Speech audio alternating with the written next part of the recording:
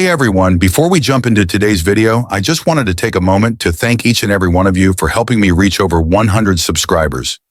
Now I know that 100 might seem like a small number to some, but to me it means the world.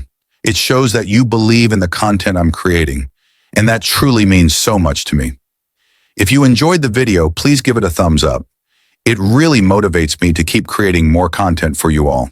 And if you haven't subscribed yet, make sure to hit that subscribe button so you don't miss out on future videos. Thank you again for your incredible support. It means everything to me.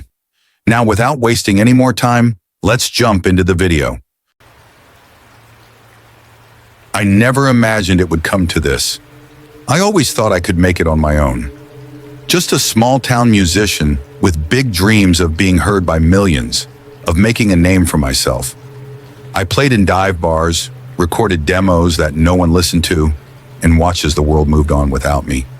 The years were passing, and I felt invisible, a ghost in the industry I desperately wanted to break into.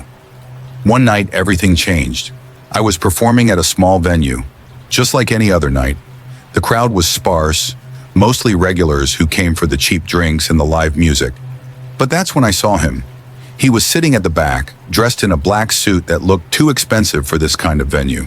His face was unreadable, but his eyes were the strangest part. They gleamed with a cold, unnatural light, almost as if they weren't human at all. I didn't think much of it at first. I'd seen all kinds of people in the crowd, from casual fans to the strange ones who seemed to come for no reason other than to watch me play. But this man didn't belong here. Something about him felt different.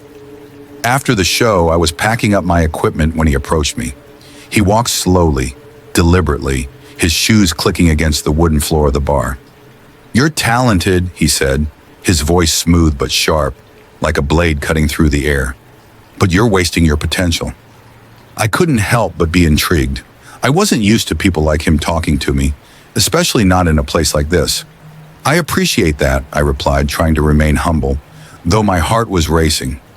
"But I don't think I'll ever make it. You know, it's just hard to get noticed, hard to get that break." He smiled, a cold, knowing smile. "That's where you're wrong. It's not about talent. It's about power, connections. I can help you." He told me his name was Victor, though I later realized that wasn't even his real name. He made it sound so simple. He didn't speak in riddles or strange metaphors. He was blunt, direct, like a businessman offering a deal. "You want fame, power, and success. You want it all, more than your wildest dreams. But there's a price, a very steep price." I was confused but intrigued. He handed me his card, an old black card with no name, just a symbol that resembled an eye in a triangle. "You call this number when you're ready to take the next step." I didn't know what to think. I had heard rumors, of course. People talked about the Illuminati, how it was the hidden hand that controlled everything from music to politics, entertainment to business. The stories about blood oaths, power, and wealth were legendary. But those were just stories, right? Urban legends, conspiracy theories. At least that's what I wanted to believe. But that night, I found myself dialing the number on the card. The call went through immediately, and the voice on the other end was calm, almost too calm. "I've been expecting you." I felt a chill run down my spine, but there was no turning back now. Victor had already planted the seed, and it was growing inside me, taking over my thoughts. What was the worst that could happen? I had nothing to lose. No one knew me. I was barely surviving. I didn't even have a band, just me and my guitar. "I'm in," I said, not knowing exactly what I was agreeing to. The voice didn't respond right away. There was a long pause, and I thought maybe I had made a mistake. But then the voice spoke again, this time with an edge of finality. "Good, you're ready." The next few days were a blur. Victor began appearing at my shows, whispering to me between sets, feeding me ideas, promises of fame. The most tantalizing offer, power beyond my wildest dreams. People would bow to me. I would write songs that would sell out arenas, songs that would change the world. He told me there were musicians who had done this before me, people whose names everyone knew, but whose souls were long gone. "You think the stars, the ones on top, got there because of talent? Victor would say, his voice dripping with disdain. They gave up something to get it. They made deals. I can offer you the same. At first, I wasn't sure what he meant, but over time, the whispers grew clearer, more direct.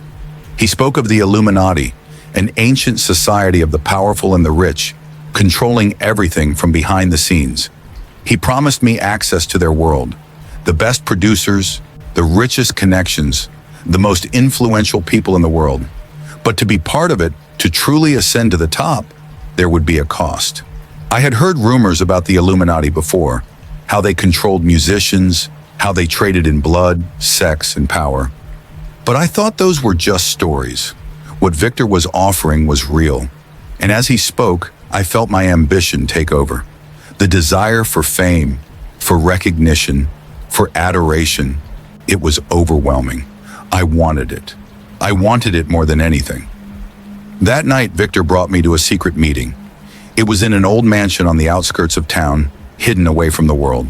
The moment I walked in, I felt it. An overwhelming sense of power, like I had entered a different world entirely. There were others there, famous faces, ones I recognized from TV and social media, musicians, actors, athletes, comedians, the most famous people in the world, all in one room. But there was something off about them. Their eyes were dark, empty, like they were there physically, but had long since given up their souls. Victor led me to a table where an ancient-looking book lay open. The air in the room was thick, charged with energy. I could feel my heart pounding in my chest, but there was no turning back. I knew what was coming. "You want fame?" Victor asked. "You want power? Then you must make a sacrifice. You must give up your soul to gain what you seek. But once you make the choice, there is no turning back." I hesitated, but only for a moment. The hunger for success, for recognition, was too great. I could see the other faces in the room. People I had admired my whole life. People who had what I wanted. And I knew that they had made the same choice. The deal was made. The following weeks were a blur. I sold my soul in exchange for everything I had ever dreamed of. The Illuminati owned me now, and I was theirs. My music became an instant sensation. The crowds were wild for me. My name was on everyone's lips. But as the fame grew, I felt something else creeping inside me. A darkness that I couldn't shake, no matter how hard I tried. The first party I attended was unlike anything I had ever seen. People were laughing, dancing, and drinking, but the atmosphere was sickening. There were orgies happening in the corners of the room. Women and men alike were being offered to the highest bidders. Powerful men who were there to indulge their darkest desires. I had to be a part of it. I couldn't resist. The temptation was too great. But as I gave in, I could feel the chains tightening around my soul. Victor's words echoed in my mind.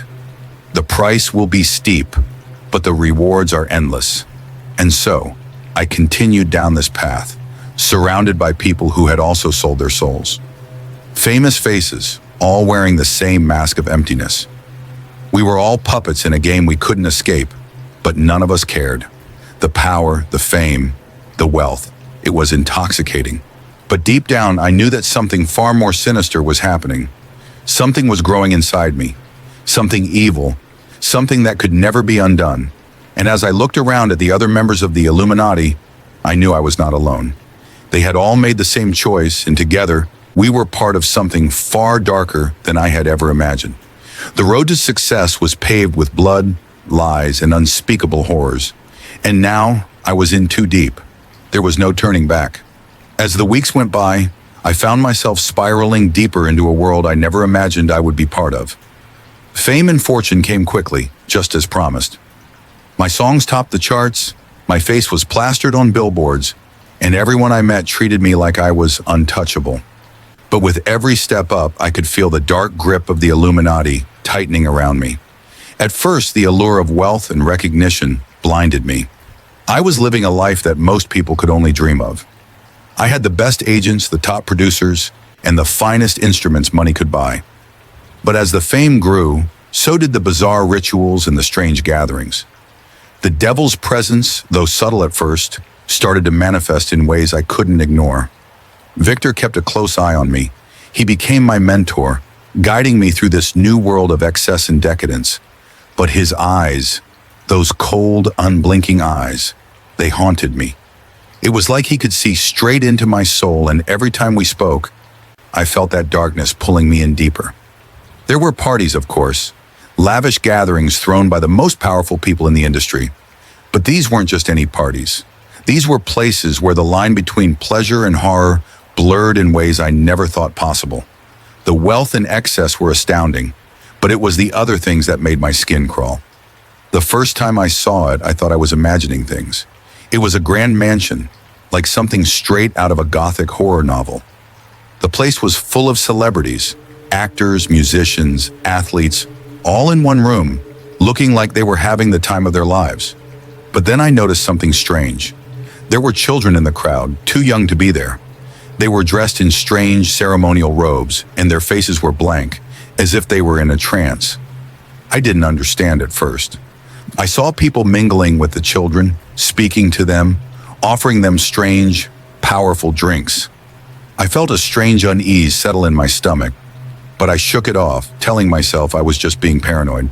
But then the ceremony began.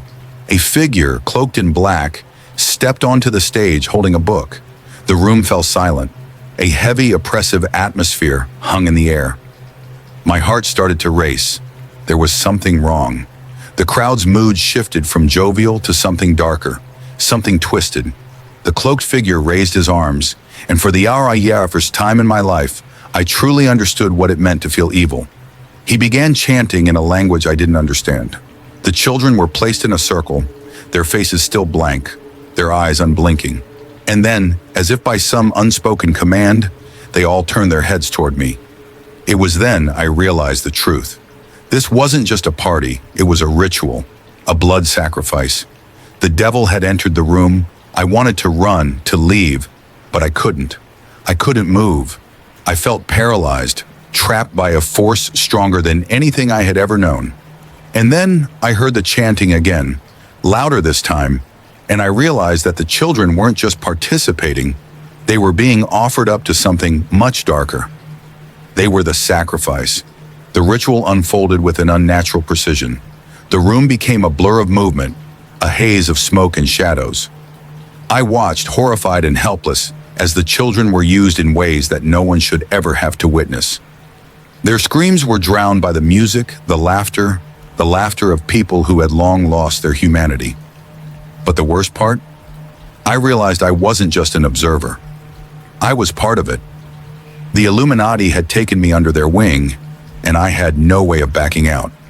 Victor caught my eye across the room. His smile was cold, predatory. This is what it costs, my friend. This is the price of power, fame, and eternal success. My stomach churned. I wanted to vomit, but I couldn't look away. The deal had been sealed. I had sold my soul, and now I was a part of this madness. The night didn't end. It never did. The rituals, the sacrifices, and the endless debauchery continued for hours. I watched as the people in the room reveled in their power, their immortality. The more I looked, the more I realized that everyone around me had sold themselves to the devil, just like I had. But there was no going back now. As the sun rose, I stumbled out of the mansion, my mind reeling. I was no longer the same person I had been just days before. The world around me seemed different, darker. I knew things now, terrible things, but the fame, the power, it was all mine. I couldn't deny that the life I had now was everything I had ever wanted, but it was hollow, empty, and worse yet, I could feel the devil's grip tightening around me. I had made my choice. There was no way out. The days following that night blurred together. I tried to go back to normal, to pretend that I hadn't just witnessed the depths of human depravity. But the truth was, there was no going back. The moment I made the deal, I became part of something much bigger, much darker than I could have ever imagined. The fame came in waves. Every show was a packed arena. Every song I wrote became a hit. But as the crowd roared with approval, I could feel the weight of my choices pressing on my chest, making it harder and harder to breathe. Victor kept me close, guiding me through the world I had just entered. He told me how to dress, what to say, where to perform, who to trust. He showed me the ways of the Illuminati, how to move like them, think like them, and become like them. It wasn't just about the music anymore. It was about control. The parties continued. But now I was no longer a bystander. I was a participant. The rituals, the orgies, the sacrifices, they were all part of the lifestyle. The more I indulged, the more power I gained. The more I gained, the more I wanted. But it wasn't enough. I began to crave more. I wanted to experience everything that this life had to offer. The pleasures, the sins, the power. The devil's whispers grew louder, urging me to dive deeper into the abyss. And that's when I met her. She was beautiful, like nothing I had ever seen before. A singer, part of the Illuminati just like me.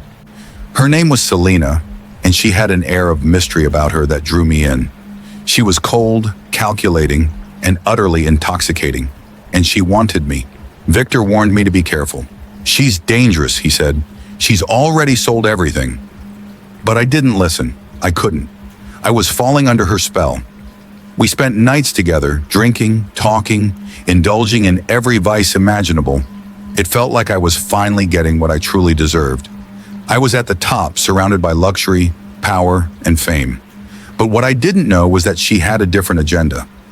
Selena wasn't just using me for pleasure.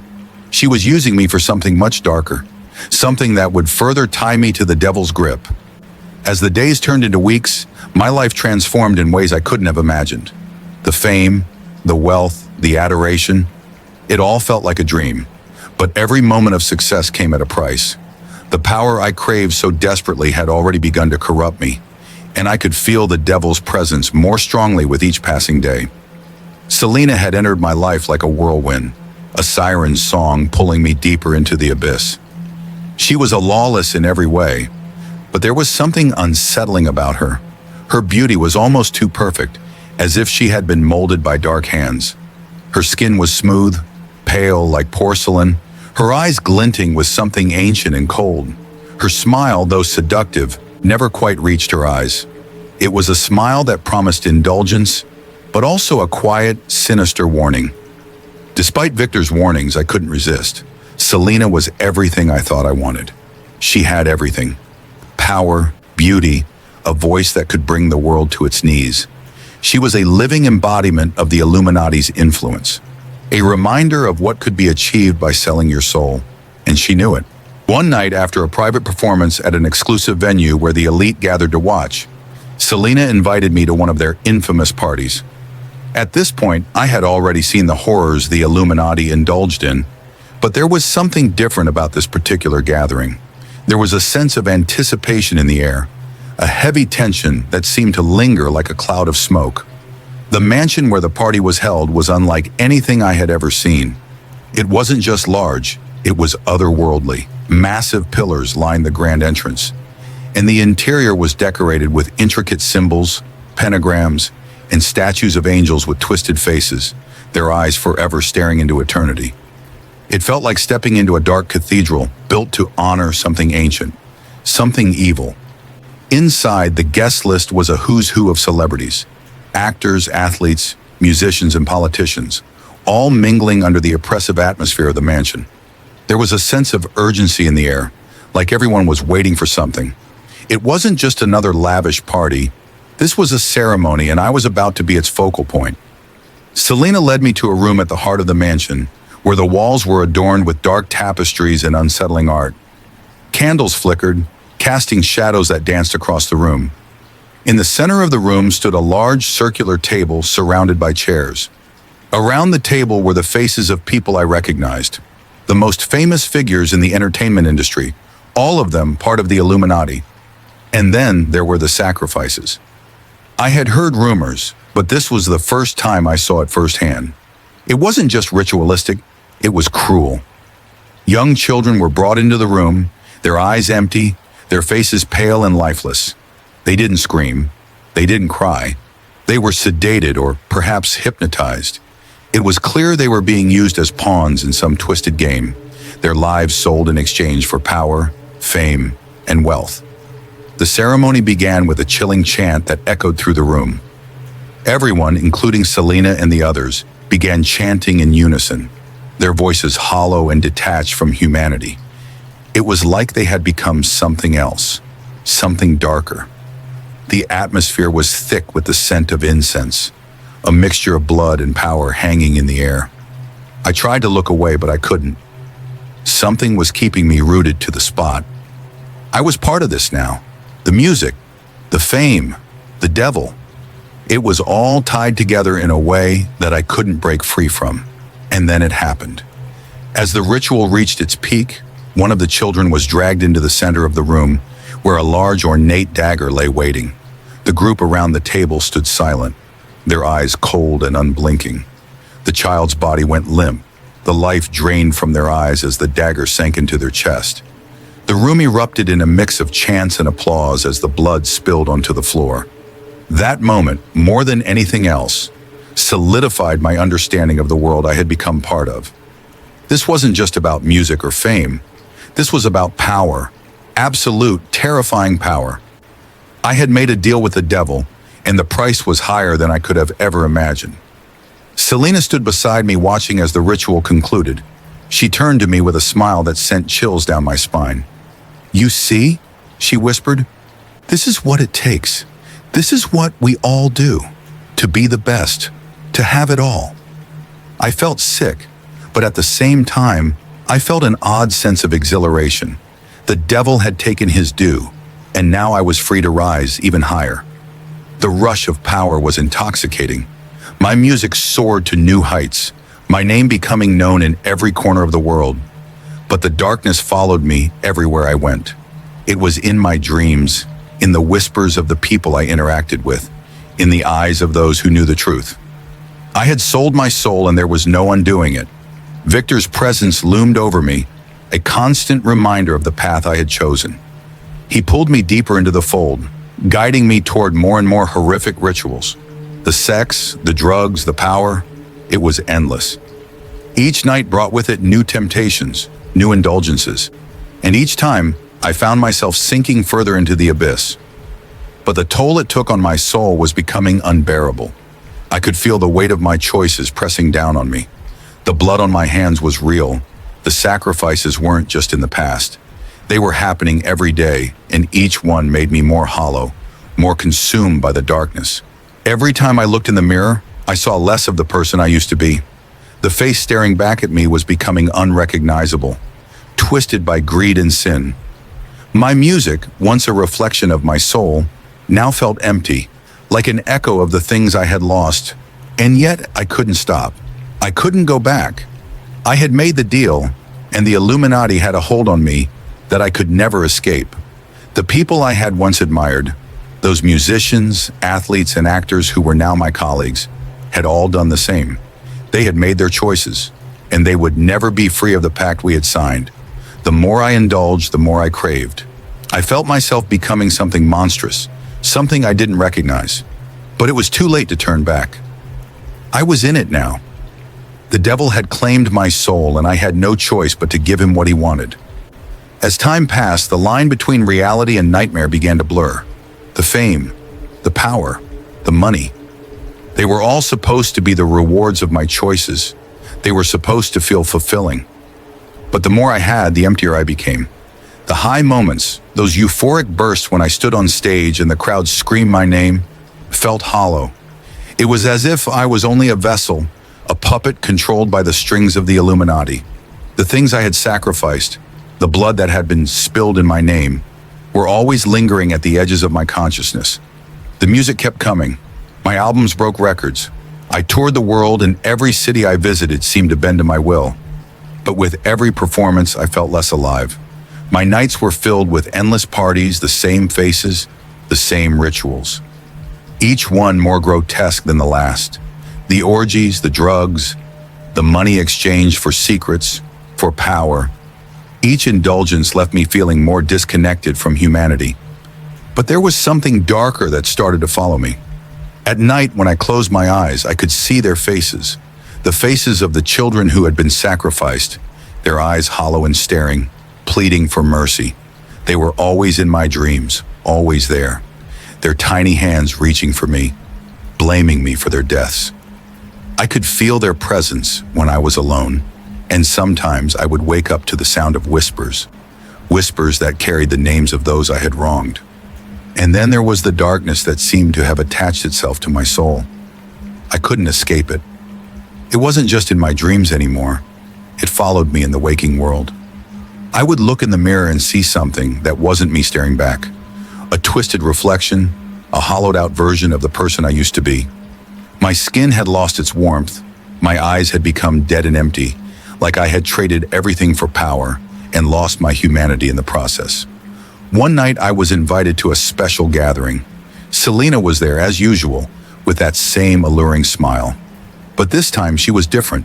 She had an energy about her, dark, intoxicating, like she had fully embraced her role in this world of evil. She whispered to me, telling me of a new ritual, one that would cement my place at the top of the Illuminati hierarchy, a ritual unlike any other. The night of the gathering, the mansion was even more grotesque than before. The walls seemed to close in on me, the air thick with incense and something else, something foul. As I walked into the room, I felt a shiver run down my spine. The ritual began as always, silent chanting, music that felt like it was from another world. But then, as I stepped forward to join the circle, something shifted. The room seemed to darken, and I felt the weight of countless eyes on me. Selena led me to the center of the room, her hands cold against my skin. "Tonight," she whispered, "you will truly belong to us. You will be one of the elite. You will be untouchable." And that's when I saw it. The altar at the center of the room, covered in black cloth, was surrounded by symbols I hadn't seen before. Symbols that made the pentagram seem tame in comparison. In front of it stood a figure, masked and cloaked, holding a book, an ancient book whose pages were stained with dark ink. The figure began to chant in a language I couldn't understand. The ground beneath my feet began to shake. Then the screams started. It wasn't until I saw the child, innocent, afraid, struggling against the grips of the members around me, that I truly understood the price of power. The child was placed on the altar. My blood ran cold as I realized what was happening. This wasn't just another sacrifice. This was something darker, something that crossed the line I never thought I would cross. The ritual began, and the room filled with an unbearable heat. The child's screams echoed in my ears, but I couldn't move. I couldn't look away. The power, the influence, the fame, it all felt so close, so within my grasp. The chains that held me in place, the promises made, the power I was about to inherit, they all rushed toward me. But at what cost? The child's lifeless body was left on the altar, and the ritual concluded. The room fell silent, save for the breathing of those who had witnessed it. The other members of the Illuminati approached me, their faces emotionless, as if this was all part of the game. But something inside me snapped. I had seen too much. I had done too much. The blood of innocent souls was on my hands, and I could feel their presence with every breath I took. Selena was standing beside me, her face twisted with satisfaction. "This is what it means to be one of us," she said softly. "You will never be the same again. You belong to the devil now." I wanted to scream. I wanted to tear myself away from everything I had become, but it was too late. The devil had already taken my soul. The darkness had already claimed me, and there was no way out. I was trapped. And as I looked around at the faces of those I once admired, those who had sold their souls just like I had, I realized something even more terrifying. I was not alone in my descent into madness. The other members of the Illuminati were just like me, damned souls trapped in a cycle of power, lust, and perversion.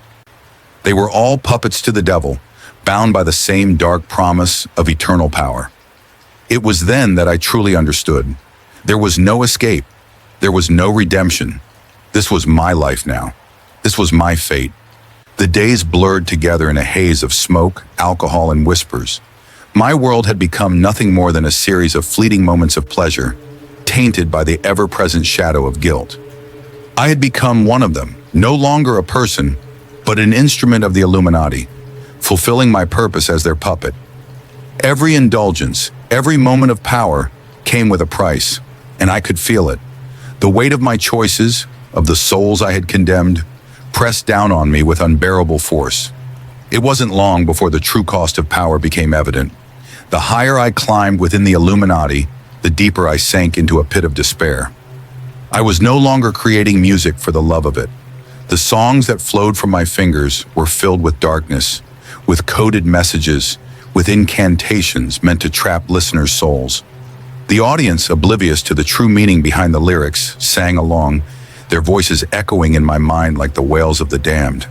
The parties, once exhilarating, once a gateway to fame and luxury, became grotesque. Behind the polished exterior, behind the flashing lights and expensive champagne, lay the truth. We were not just celebrating, we were reveling in the destruction of souls.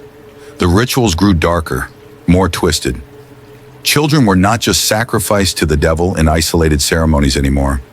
They became a part of every gathering, every celebration. The Illuminati had moved beyond human sacrifice. They reveled in the degradation of innocence. Sexual perversions, blasphemous acts, and unspeakable horrors were woven into every interaction. I could no longer look away. Every time I closed my eyes, I saw the faces of the innocent, their eyes filled with fear and sorrow. They were always there, lingering in the corners of my mind, their voices growing louder, their cries for help impossible to ignore. One night, I woke up in a cold sweat. My body was drenched, my heart racing. I had just witnessed something that made everything I had done feel irrelevant, as if there was no redemption for me, no hope. It was the night I saw what had truly happened to the souls of those who had sold theirs to the devil. In my dream, I stood in a vast blackened void, the sound of chains clinking around me. The faces of those I had sacrificed, those I had once known as friends, as colleagues, stared at me with hollow eyes. They were not just memories. They were trapped, imprisoned in the hell that I had unwittingly paved the way for. Their voices screamed in torment, their hands reaching out to me in desperate plea. I could feel their pain as if it were my own, the crushing weight of their eternal suffering unbearable. And then the devil himself appeared. He was not the fiery horned creature most would expect. No, he was smooth, charming, and intoxicating. His eyes glowed with the promise of untold power, and his voice was like velvet, wrapping around my soul. He stepped forward, his hands cold as he touched my face. "You've done well," he whispered, his voice echoing in the void. "You have brought me more souls than I could ever have hoped for. You fulfilled your end of the bargain. Now you are mine, forever." In that moment, I realized the truth. The power I had gained, the fame, the wealth, the control, it was all an illusion. It was a trap, a web spun by the devil to claim as many souls as he could. I wasn't special. I wasn't chosen. I was just another pawn in a game far older and more terrifying than I could have ever imagined. The promises of power were a lie. The real cost was my soul, and now it was lost forever. I woke up with a scream lodged in my throat, but the nightmare didn't end there. I could still feel the devil's touch on my skin, his words echoing in my mind. I was trapped, bound by my own choices, bound by the Illuminati, and there was no escaping what I had become. The power, the fame, the wealth, it was all nothing. It meant nothing compared to the price I had paid. I looked around my room, the penthouse that was my prison, and realized just how far I had fallen. The people I had once considered friends were no different from me. They were all part of the same dark game. They had all sold their souls to the devil, just like I had. Some of them might have thought they were in control, but they weren't. None of us were. We were all bound by the same chains. The truth is, there is no freedom in the Illuminati. There is no escape from the devil once you've made your deal. The world is filled with people who believe that fame, fortune, and power are the ultimate goals. They see the glamorous lifestyle, the parties, the concerts, and they dream of being part of it. But what they don't see, the darkness, the manipulation, the destruction, is hidden behind the facade. They don't know that when you sell your soul to the devil, you can never take it back. Now I'm a prisoner of my own making. Every day is a reminder of the choices I made, The faces of the innocent, the wails of the damned, the cold touch of the devil. There is no salvation for me, no way out. The price of power is too high, and I am living proof of that. The Illuminati, the devil, they are not interested in your happiness. They are interested in your soul, in your damnation. And once you've made the deal, there is no going back. This is my story, and this is the price of power.